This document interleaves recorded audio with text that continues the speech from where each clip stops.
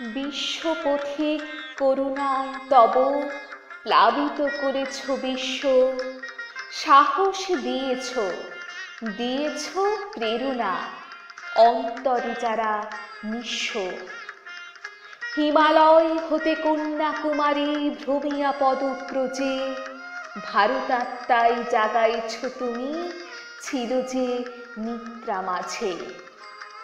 বজ্র নিনাদে ঘোষণা করেছ বিশ্বের দরবারে, অতুল অনন্ত সম্পদ আছে ভারতের ভাণ্ডারে। দুহাত বাড়াই আছে তার দেশ, সবারই বিলাতে ধন, কোনো ধরনে সে ভাবে না তো পর, সবাই আপনজন।